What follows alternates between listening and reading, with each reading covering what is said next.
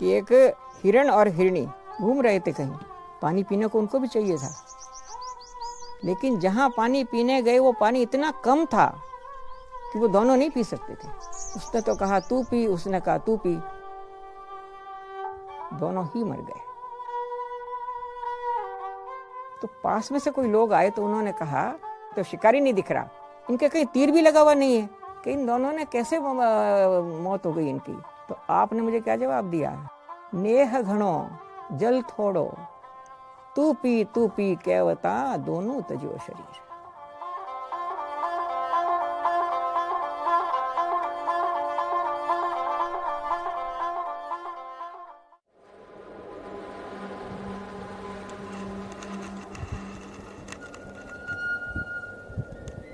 ये ऐसा वक्त है जब गर्मी बिल्कुल बर्दाश्त के बाहर है।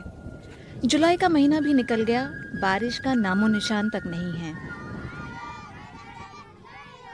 बाड़मेर के चकनगढ़ा गांव में 10 साल के चंदू को मेढक बनाया गया है, जो इंद्रदेव को पुकार कर ये बताएगा कि गांव में एक एक घड़ा सूखा पड़ा है।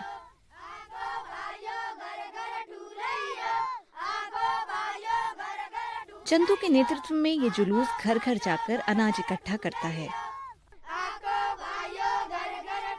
इस पुराने रिवाज में सभी भाग लेते हैं, चाहे वो हिंदू हो या मुसलमान।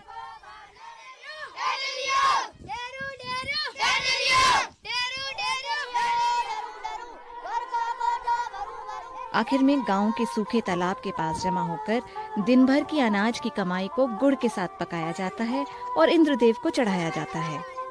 तब कहीं जाकर बच्चों को ये मीठा प्रसाद मिलता है। मगर इतनी सारी पूजा पाठ और खेल कूद के बाद भी बारिश गायब है। बादल घुमड़ घुमड़ कर आते और चले जाते हैं। नमस्कार, आकाशवाणी जयपुर अजमेर से सांध्यकालीन प्रादेशिक समाचारों में आपका स्वागत है। पहले मुख्य समाचार। प्रदेश में मानसून की बेरुखी के कारण सूखे की आशंका मंडराने लगी है। वर्षा की कमी के कारण संभाग के बाड़मेर जिले में तो स्थिति और भी खराब है। अगले 10 दिन बरसात नहीं होगी तो पानी पीने के लिए इन गांवों में नहीं मिलेगा सर। लोग बाग भागेंगे, गांव छोड़ेंगे, कहीं जहाँ के पानी है वहाँ बैठेंगे, और तो क्या जानवर मर जाएंगे। जानवर तो साथ नहीं ले जा सकते, यही होगा और तो क्या होगा। पीने के पानी का संघर्ष थार रेगिस्तान में पुराना है। भारतीय उपमहाद्वीप के उत्तर पश्चिमी भाग में फैला हुआ थार दुनिया के सबसे गर्म और सूखे इलाकों में से एक है। यहाँ प्रकृति हर मामले में कठोर जान पड़ती है। देश में सबसे कम बारिश यहाँ होती है, कोई बारहमासी नदी भी नहीं है और भूजल खारा है। और फिर बचती हैं ये टंकियां जो दूर दराज के ट्यूबवेल से पानी सप्लाई करती हैं। मगर भीषण गर्मी में बिजली की कमी के कारण इन गांवों तक पानी नियमित तौर पर सप्लाई नहीं हो पाता। टंकी में पानी महीने में एक बार आता है, लाइन नहीं आ रही तो दिन पानी कहाँ से आएगा? पाइपलाइन नहीं छोड़ेंगे तो कहाँ से आएगा? और तहसीलदार की टंकी कभी आती है, टैंकर गांव में खाली होता है तो 2-2 घड़े मिलते हैं और कोई पानी की सुविधा नहीं है।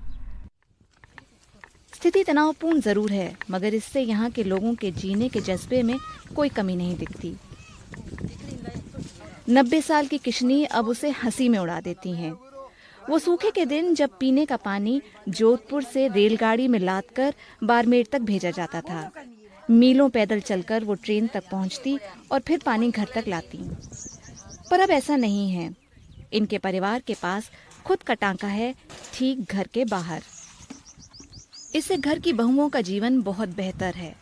इस सूखे में भी इनके टांके में कुछ पीने का पानी जमा है, और वो भी जून में सिर्फ एक बरसात के बदौलत। ये टांका बेशक नया है, पर रेगिस्तान में ये नियम बहुत पुराना है। अगर यहाँ जिंदा रहना है तो पीने के पानी का इंतजाम खुद ही करना पड़ेगा। तो सबसे पहले ये टांका पानी जमा करने का सबसे आम तरीका है।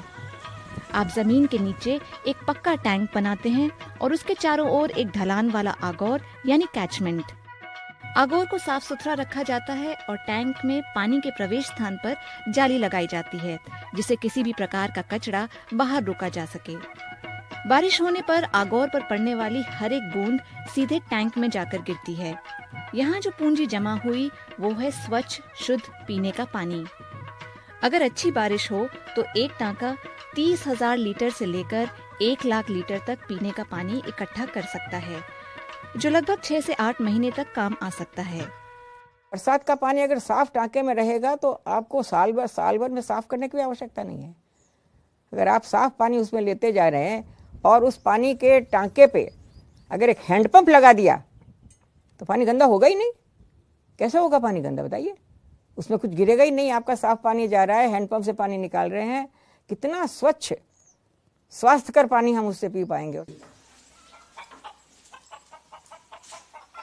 कई घरों में इस तरह के अंडरग्राउंड टैंक्स भी हैं जो छत पर गिरने वाले बारिश के पानी को जमा करते हैं। 20 से 30,000 लीटर की क्षमता वाले ये टैंक रेगिस्तान के गांव और शहर दोनों ही जगह मिलेंगे। पर जब इन टंकियों में पानी खत्म हो जाता है